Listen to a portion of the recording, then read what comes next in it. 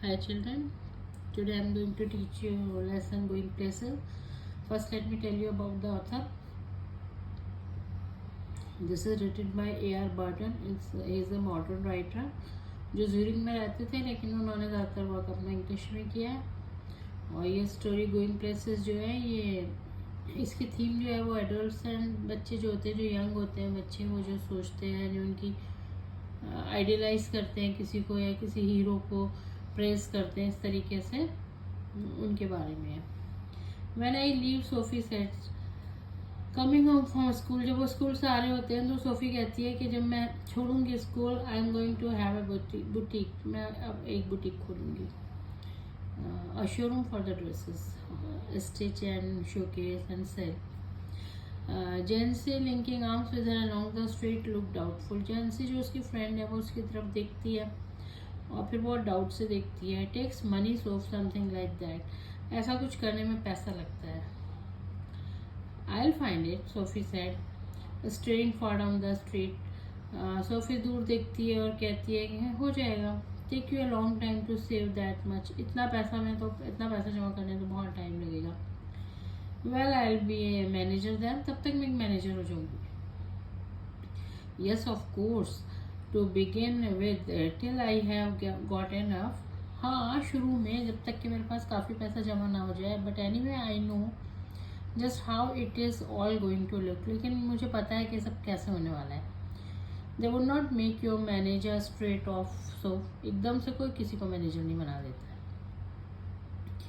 I will be like Mary Quant, मैं Mary Quant की तरह बनूंगी. Sophie said I will be natural, they will see it from the start, बिल्कुल natural होंगी, वो मुझे शुरू से देखेंगे कि किस तरीके से है. They will see it from the start. I'll have the most amazing shop this city ever seen. इतनी अच्छी शॉप करूँगी कि जितनी कभी किसी ने इस शहर में नहीं देखी होगी. Jancy knowing they were both earmarked for the biscuit factory. Jancy जानती थी कि उन्हें बिस्किट फैक्ट्री में काम करना है. Became melancholy, वो थोड़ी सैड हो गई. She wished Sophie would not say these things. Sophie ये चीज़ें ना कहती. When they reached Sophie's street, Jancy said, जब वो सोफी के स्ट्रीट पे पहुंचे तो जेंसी ने कहा, it's only a few months away now, अब सिर्फ कुछ ही महीने रह गए हैं. Sophie you really should be, तुम्हें ज़रूर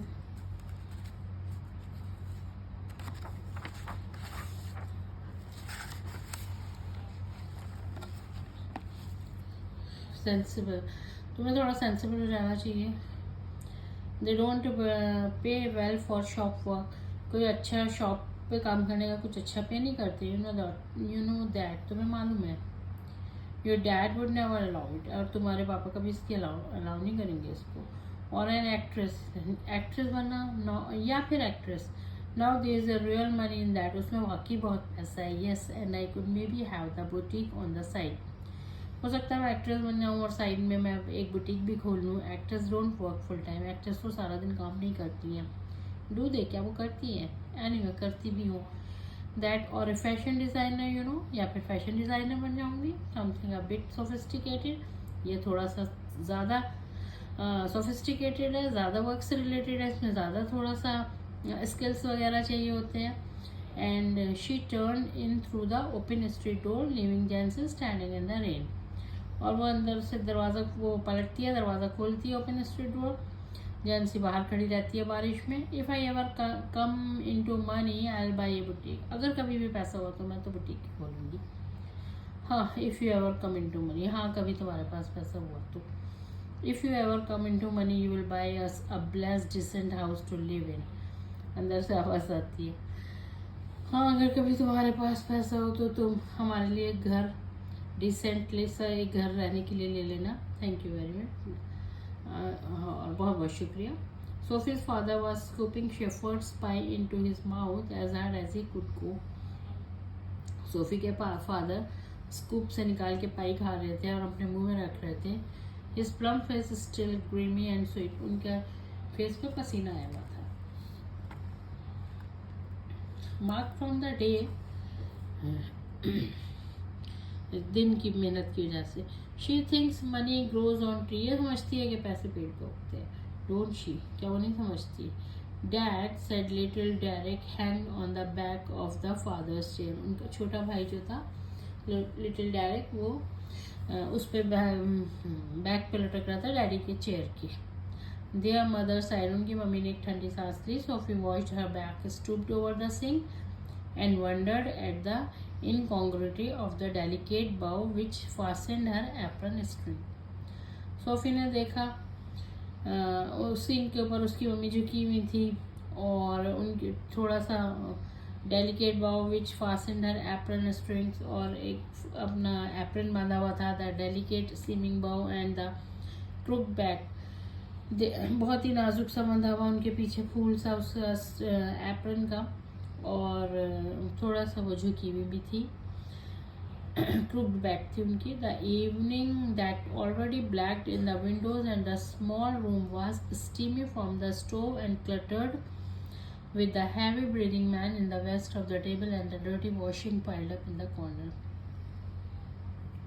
इवनिंग जो थी वो बिल्कुल ब्लैक हो चुकी थी. दरवाजे विंडोज से शाम दिख रही थी और छोटा सा रूम जो था उसमें स्टीम थी स्टोव्स की और हैवी ब्रीदिंग मैन जो थे जो अंदर थे उनकी सांसें थी. At the table and the dirty washing piled up और कॉर्नर में गंदे बर्तन रखे थे. Sophie felt a tighten in her throat. उसको लगा कि उसको थोड़ी घुटन हो रही है. She went to look for her brother Joff. वो अपने भाई को देखने के लिए देखने लगी किधर है. He was kneeling on the floor. अपने फर्श पे झुका हुआ था. In the next room tinkering with a part of the motorcycle over some newspaper spread on the carpet. वो कुछ मोटरसाइकिल का कुछ काम कर रहा था. न्यूज़पेपर पे उसने कारपेट फैला रखा था. He was 3 years out of school. उसे 3 साल हो गए थे काम पढ़ाई छोड़े हुए. An apprentice mechanic. वो एक मैकेनिक था. Traveling to his work each day to the far side of the city. Travel करता था वो बहुत दूर जाता था सिटी से. He was almost grown up now. बड़ा हो गया था. And she suspected areas of his life about which she knew nothing. और वो उन चीज़ों के बारे में शक करती थी उसकी लाइफ की जिन चीज़ों को नहीं जानती थी. About which he never spoke. जो कभी बताता नहीं था. He said little at all ever. वो बहुत ही कम बोलता था. Voluntarily words had to be prized out of him like stones out of the ground. बहुत ही मुश्किल से उसके वर्ड मिलते थे. उसको मुंह से निकालता था जैसे स्टोन्स चुन रहा हो किसी ग्राउंड से. And she was jealous of his silence. और वो उसके साइलेंस लेने से जेलस होती थी. When he was not speaking it was as though he was away somewhere. जब वो नहीं बोल रहा होता था तो ऐसा लगता था वो कहीं गया हुआ है. Out there in the words in those places she had never been. ऐसी जगहों पर जहाँ वो कभी नहीं गई थी. Whether they were only the outline district या तो वो बाहर के कोई डिस्ट्रिक्ट थे ऑफ द सिटी. सिटी से बाहर के. Next page. और places beyond in the surrounding country या किसी और दूसरे मुल्क के. Who knew. किसे पता था. They attend a special fascination simply because they were unknown to her. वो एक स्पेशल फैसिनेशन था उसके लिए. एक स्पेशल जिसे कहते हैं फैसिनेशन मीन्स किसी चीज़ पे बहुत ज़्यादा आपको मंत्रमुग्ध हो जाना. किसी चीज़ की तरफ आकर्षित हो जाना. कि because they were unknown to her. वो नहीं जानती थी. And remained out of her reach. जो उससे कभी मिलते भी नहीं थे. Perhaps there were also people. शायद और भी तरीके के लोग होंगे. एक्सोटिक अच्छे इंटरेस्टिंग पीपल होंगे. whom he never spoke. शायद वो ना बोलता हो. It was possible though he was quiet and did not make new friends easily. वो कोई अच्छे दोस्त बनाता भी नहीं था जल्दी से. She longed to know them. वो चाहती थी कि वो उसके दोस्तों को जाने. She wished she could be admired more deeply into her brother's affection and that someday he might take her with him. उसे लगता था एक दिन उसका भाई उसका बहुत ख्याल करेगा और उसे लेकर जाएगा कहीं भी अपने साथ. Though their father forbade it. हालांकि उसके पापा से मना करते थे. And Geoff had never expressed an opinion. जॉफ ने कभी अपने ओपिनियन में नहीं एक्सप्रेस करी थी. She knew thought her too young. उसे लगता था कि उसका भाई जानता है वो बहुत छोटी है. And she was impatient. और वो बहुत बेसब्र थी. She was conscious of a vast world out there waiting for her. वो बहुत ही कॉन्शियस थी उस पूरी दुनिया को देखने की जो बाहर उसका इंतजार कर रही थी. And she knew instinctively that she would feel as at home there. के वो वहाँ बहुत कंफर्टेबल होगी एज इन द सिटी जितनी कि वो शहर में थी. Which had always been her home. जो उसका हमेशा घर रहा है. It expectantly awaited her arrival, और बहुत ही उम्मीद से उसका वेट कर रहे थे। She saw herself riding there behind जॉफोस, ये सोचती थी कि वो राइड कर रही है अपने भाई के पीछे ही। वो न्यू शाइनिंग ब्लैक लेदर, उसने अच्छे से कपड़े पहने हुए हैं, shining black leather, and she है येलो ड्रेस, उसने खुद येलो ड्रेस पहनी है, with a kind of kept that flu out behind, और उसमें एक पीछे लगा हुआ है थोड़ा सा एक्स्ट्रा क्लोथ जो पीछे उड़ रहा है। There was the sound of applause as the world rose to greet them, और पूरी दुनिया उनके लिए तालियां बजा रही है और सब उसको स्वागत कर रहे हैं उनका। He sat frowning at the oily component he cradled in his hand. वो बैठा था और उसके हमने माथे पे बल चढ़ाए हुए थे और उसके हाथ में कुछ ऑयली कंपोनेंट था उसके हाथ में, as though it were a small dumb animal, जैसे कोई छोटा सा एनिमल हो dumb, and he was willing it to speak, और उससे बोलेगा। I met Danny Casey, Sophie said, मैं डैनी केसी से मिली हूँ। He looked around abruptly, where, कहाँ, इन द आर्केड, फनली है ना, हाँ हाँ आर्केड में, कितनी बड़ी अजीब बात है ना। इट इज़ नेवर ट्रू, नहीं ये सच नहीं है। आई डिड टू, नहीं मैं भी मिले हूँ। यू टोल्ड डैड, तुमने डैड को बताया। शी शुक हर हेड, उसने मना कर दिया। Chastened at his unawareness that he was always the first to share her secrets, कि वो अपना सीक्रेट उसे बताती है, क्या उसे भी नहीं पता। आई डोंट बिलीव इट, मैं नहीं मानता।